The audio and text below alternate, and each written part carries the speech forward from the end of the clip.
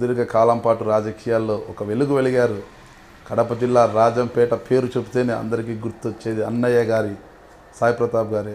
6 పర్యాయాలు ఎంపీ, ఒకసారి కేంద్ర మంత్రిగా మీదైన శైలిలో రాణించారు. ప్రస్తుతం చిన్న విరామం వచ్చింది. ఈ విరామాన్ని ఎలా ఎంజాయ్ చేస్తున్నారు? ఒక రకంగా మీరు ఈరోజు నన్ను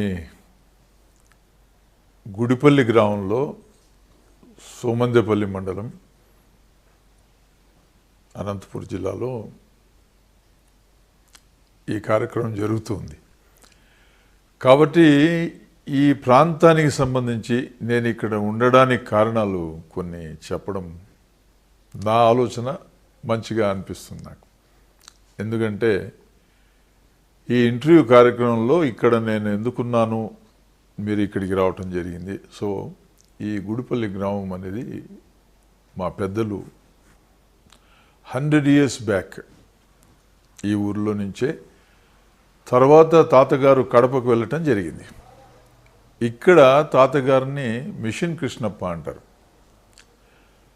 దానికి కారణం ఏమిటంటే ఇక్కడ ఒక 1800 లేదా 2000 ఎకరాల్లో ఇక్కడే పక్కనే కొండకు అవతల బ్రిటిష్ టైంలో మిషన్స్ తీసుకుని వచ్చి కలమంద నార తీసి ఎక్స్పోర్ట్ చేసేవాళ్ళు. అంటే ఆ రోజుల్లో 1910, 1915లో మిషన్స్ తేవడం అన్నది, ఎక్స్పోర్ట్ చేయడం అన్నది, అందువల్ల అతను ఒక పారిశ్రామికవేత్తగా 10 మందికి ఉపాధి కల్పించి మరి మిషన్ కృష్ణప్ప అని పిలువబడతారు. ఆయన ఇంటి పేరేమో అన్నయ్య గారు. మా పెద్దలు, మా తండ్రి గారు, మా పెద్దనాన్న, చిన్నాన్న, వాళ్ళ ఆయన 2 కూతుర్లు, తాతగారికి 5 మంది, అందరికీ ఇక్కడే వాళ్ళు పుట్టి పెరిగినారు. గుడిపల్లి టెంపుల్, శ్రీ రంగనాథ స్వామి గుడిపల్లి రంగనాథ స్వామి దేవాలయంలోనే మ్యారేజెస్ కూడా జరిగాయి 3కి. ఇంకా 2 కడపలో జరిగిందన్నమాట. తాతగారు మరి కడపకు ఎందుకు వెళ్ళవలసి వచ్చింది, కారణం ఏంటంటే ఆ రోజుల్లో వారు హార్స్ రైడింగ్ చేసేవాళ్ళు. ఎక్కడికి వెళ్ళాలన్నా గుర్రాల మీద వెళ్ళేవాళ్ళు. అతనికి 4 మంచి పెద్ద సైజు గుర్రాలు ఉండేటి. ఆ గుర్రాలకు మాలిష్ చేసే వ్యక్తి టీపు సాబు అని పిలిచేవాళ్ళు. అతను కలెక్టరేట్లో పెనుగొండలో అక్కడ ఆ ప్రాంతానికి ఏదో పని మీద వెళ్ళినప్పుడు తను వేసుకున్న చెప్పులు శబ్దం వస్తుందంటే కలెక్టర్ ఆఫీస్లో అతను దొర ఉన్నాడు అంటే, దొరకు నాకేం సంబంధం అంటే, నీ శబ్దం చేస్తున్నావు అంటే అక్కడ చిన్న ఘర్షణ వచ్చింది. ఘర్షణ వచ్చినప్పుడు ఈ టీపు సాబ్ని అరెస్ట్ చేసి పులివెందుల జైలుకు పంపించారు. తాతగారు బాంబేలో ఉన్నారు ఎక్స్పోర్ట్ పరంగా ఈ కలమంద నార. తాతగారు వచ్చిన తర్వాత గుర్రాలకు కొంచెం ఇబ్బందే కదా, అతను మాలిష్ చేయడము, గుర్రాలు చూసుకునేవాడు. అరే వెంటనే విచారిస్తే ఇట్లా పులివెందుల జైలుకి తీసుకుని వెళ్ళారు. అక్కడికి వెళ్ళారు. అతన్నేమో విడిపించుకున్న తర్వాత అప్పుడంతా పూటకూళ్ళు ఏదో సత్రంలో ఉండడం, అన్నం పెట్టడం ఇవి జరుగుతాయి. పొద్దున్నే ఉదయాన్నే పులివెందుల్లో లేచి ఆయన ఒక ఆవిడ, ఒక పెద్ద ఆమె ముగ్గు వేస్తూ ఉంటే బ్రైట్ కలర్ పౌడర్ కనపడింది ఆయన కంటికి. ముగ్గు అందరూ వేస్తారు, వైట్ క్లేతో పౌడర్తో వేస్తారు. ఈయనకు అనిపించింది ఈ రాయిలో ఏదో ప్రత్యేకత ఉంది అని. సరే ఆమెను అడిగాడు, ఏమ్మా అంటే అది ముగ్గురాయి పెద్ద ఆయన అని చెప్పినాను. ముగ్గు వేస్తాం కాబట్టి ఆ ముగ్గు పిండి అని చెప్తే ఆ రాయి తీసుకుని వచ్చారు. ఆ రాయి తీసుకుని వచ్చిన తర్వాత ఆయన చూస్తే ఆ డెన్సిటీ, ఆ రాయిలో ఇదేదో మినరల్ వెల్త్ అని కనుక్కున్నారు. ఆయనకు అనిపించింది. అక్కడ గవర్నమెంట్ ఆఫీస్లో విచారించాడు ఇక్కడ ప్రత్యేకత ఏమి అని. ఈస్ట్ ఇండియా కంపెనీ వాళ్ళు asbestos, chrysotile grade of asbestos work చేస్తున్నారు అండర్గ్రౌండ్ మైన్స్. అప్పుడు తాతగారు అది విజిట్ చేశారు, ఈ ముగ్గురాయిని చూశారు. అక్కడ విచారించిన తర్వాత ఇదేదో మినరల్ వెల్త్ ఉంది ఇక్కడ అని ఒక 1 week సర్వే చేశారు ఆయన. సర్వే చేసి ఆ అడవి ప్రాంతాలన్నీ కూడా 2 మినరల్స్, మెయిన్ మినరల్స్ వచ్చి వైట్ బెరైటీస్ దాన్ని conventional varieties varieties. Chrysotile grade of asbestos. అప్పటికే ఈస్ట్ ఇండియా కంపెనీ వాళ్ళు యాస్బెస్టోస్ మైన్స్ చేస్తున్నారు. తాతగారికి ఏమనిపించిందో ఏమో మరి ఆయన అక్కడికి వెళ్ళాలనుకున్నారు. వెళ్ళాలనుకుని కడపకు వెళ్ళారు. వెళ్ళిన తర్వాత అక్కడ 1500 వెరైటీసు, దరిదాపు ఒక 1000 ఎకరాలు యాస్బెస్టోస్ సంబంధించి ఆ ఏరియాస్ అన్ని కొనుగోలు చేయడం. అప్పుడు collector is the authority for sanctioning of leases. ఆయన కలెక్టర్ గారు బ్రాహ్మణుడు. ఆయన తాతగారు వెళ్తే అప్పుడు తాతగారితో అన్నారట, కృష్ణప్ప ఈస్ట్ ఇండియా కంపెనీనే చేయలేనప్పుడు మీరు మళ్ళీ ఇటువంటి దాంట్లోకి వెంచర్ చేస్తున్నారంటే బ్రాహ్మణులు మీరు ఆశీర్వదించండి సార్, తప్పకుండా మంచి జరుగుతుంది అని. సరే ఆయన 20 years మైనింగ్ లీజ్ ఇచ్చారు. ఇచ్చిన తర్వాత అప్పుడు మిషనరీస్ లేవు, అంతా మనుషులతో పనిచేయాలి. ప్రేమ అభిమానాలతో చాలామంది ఆప్తులు. తాతగారికి ఒక స్పెషల్ క్యారెక్టర్ ఉండేది. కులాలు మతాలు ఇవన్నీ లేవు ఆయన. అతను చిన్నప్పటి నుంచి అందరిని దగ్గర తీసినటువంటి వ్యక్తి. ఆ టైంలో చేతి గాతాలతో, అంటే మిషన్ డ్రిల్లింగ్ అవన్నీ మిషన్స్ ఏం లేవన్నమాట. బ్లాస్ట్ చేయడము నల్ల ముందు వాడి దాన్ని తీసినటువంటి నారని గ్రేడ్స్ చేసిన తర్వాత బ్రెజిల్కి పంపించినారు. ఫస్ట్ ఎక్స్పోర్ట్ చేశారు. ఇవన్నీ ఎద్దుల బండ్ల మీద తీసుకుని కడపకు వెళ్ళేవాళ్ళు. అదేవిధంగా ఈ కన్వెన్షనల్ వెరైటీస్, వైట్ వెరైటీస్ కొండల నుంచి గాడిదల మీద కిందికి తీసుకుని వచ్చి అక్కడి నుంచి ఎద్దుల బండ్లలో కడపకు ట్రాన్స్పోర్ట్ చేసి రైల్వే యార్డుకు, అక్కడి నుంచి షిప్ యార్డుకు పంపించేవాళ్ళు. తాతగారికి అక్కడ ముగ్గురాళ్ళ కృష్ణప్ప అని పేరు వచ్చింది, పారిశ్రామికవేత్తగా. ఇప్పటికీ అలాగే ఇప్పటికి కూడా అట్లే పిలుస్తారు తాతగారిని. ముగ్గురాళ్ళ కృష్ణప్ప వంశస్థులు అంటారు. ఇప్పటికీ ఆ పేరు మీకు అలాగే ఉంది అనమాట. ఆయనకు 3 కుమారులు, 2 కుమార్తెలు. తర్వాత కడపలో సెటిల్ అయినారు తాతగారు.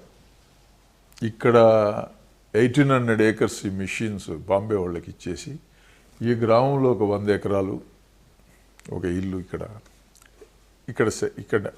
అది మటుకు ఇప్పటికీ ఉంది. మంచి పారిశ్రామికవేత్తగా బ్రిటిషర్స్ టైంలో డాక్టర్ కింగ్ అని ఒక జియాలజిస్ట్ ఫ్రమ్ లండన్ తాతగారికి geological memory survey of India ఒక బుక్ రాశారు. దాంట్లో తాతగారి ఫోటో, తాతగారి ఇంట్రెస్ట్ టువర్డ్స్ మినరల్స్. మనకు కడప జిల్లాలో crystal grade of asbestos, conventional varieties, dolomite, limestone, serpentine, ఆ తర్వాత ఐరన్ ఓర్ కూడా. అంటే నాకు ఒక సన్నివేశంలో గుర్తుకొస్తుంది. ఆ రోజుల్లో జియాలజిస్ట్ వచ్చినప్పుడు తాతగారు వాళ్లకు వసతులు ఏర్పాటు చేయడం, అడవిలో అన్నం తీసుకుని వెళ్ళేవాళ్ళట. అవుతూరి ఒక జియాలజిస్ట్ సర్వే చేస్తూ ఉంటే తాతగారు వెళ్తున్నప్పుడు పెద్ద పులి కూడా మధ్యలో వచ్చి తోకతో ఇట్లా కొట్టి ఒక అరుపు అరిసి వెళ్ళిపోయింది. ఆయన చెప్పేవాళ్ళు మాకు చిన్నప్పుడు. ఆయన అంటే అప్పుడు ధైర్యంగా, నేను ఎందుకు అది కోట్ చేస్తున్నా అంటే ధైర్య సాహసాలతో ఆ మైనింగ్ ఏరియాలో పనిచేసేదానికి అధికారులు వచ్చినా కూడా ఒక చేయుతనిచ్చి వాళ్ళని కూడా ప్రోత్సహించి అటువంటి తత్వం కలిగినటువంటి వ్యక్తి. ఆ రోజుల్లో అన, రెండనాలు, దమ్మిడీలు, అర్ధన, కూలి అది ఒక పెద్ద సంపద. ఒక బొట్టు ఇస్తే పెద్దలు చెప్తుండేవాళ్ళు నెయ్యి, బేడలు, పప్పు, బియ్యం అన్నీ వచ్చేటివని. అటువంటి పరిస్థితుల్లో ఎక్స్పోర్ట్ చేస్తూ అతను కావలసినటువంటి మిషనరీ ఏదన్నా ఉంటే కూడా కొనుగోలు చేయటం, బ్రూమ్వేడ్ కంప్రెషర్స్ అని లండన్ మేక్ అవి తీసుకుని రావటం, జియోలాజికల్ మెమరీ సర్వే ఆఫ్ ఇండియాలో వీరి ఫోటో, వీరి ఇది ఉండేది. మన ప్రస్తుతం భారతదేశ గెజిట్లో కూడా తాతగారు ఫౌండర్ ఆఫ్ ద మినరల్స్ అని ఉంది. ఇది తాతగారి చరిత్ర.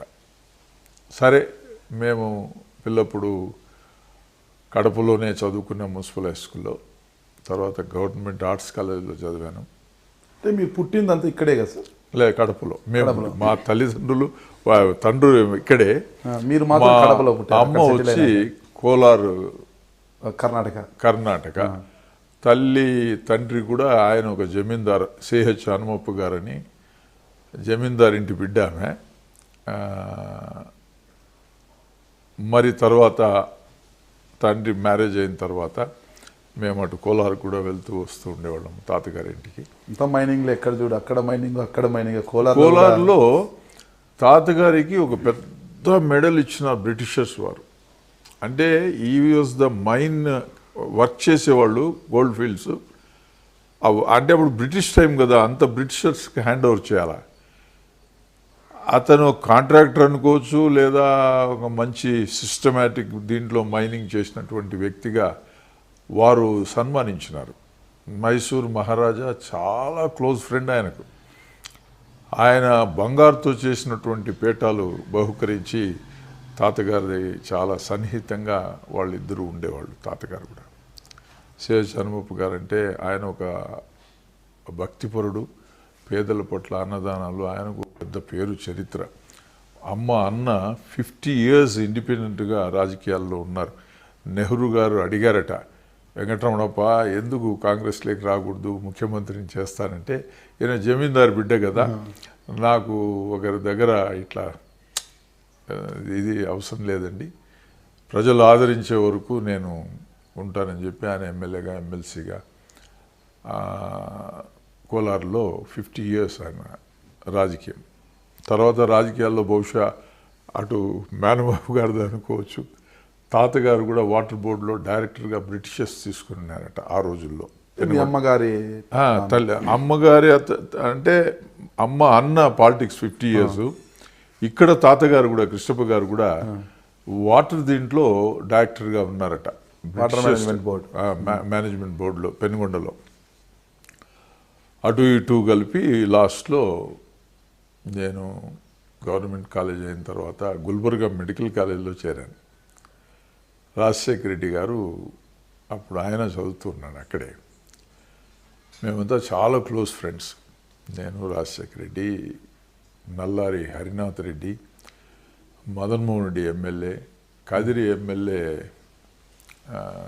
మోహన్ రెడ్డి, కడపల మోహన్ రెడ్డి, అదేవిధంగా హోనప్ప శెట్టి అని చెప్పి అతను, ఇట్లా చాలామంది మేమంతా చాలా క్లోజ్ ఫ్రెండ్స్. జగన్మోహన్ రెడ్డి కాంగ్రెస్లోనే కొనసాగి ఉంటే తెలంగాణ ఎందుకు వచ్చేది కాదంటారు? తెలంగాణ కాంగ్రెస్ ఓట్ బ్యాంక్ పాలిటిక్స్లో వాళ్ళు ఆలోచన చేశారు. నాకు వచ్చిన వార్త,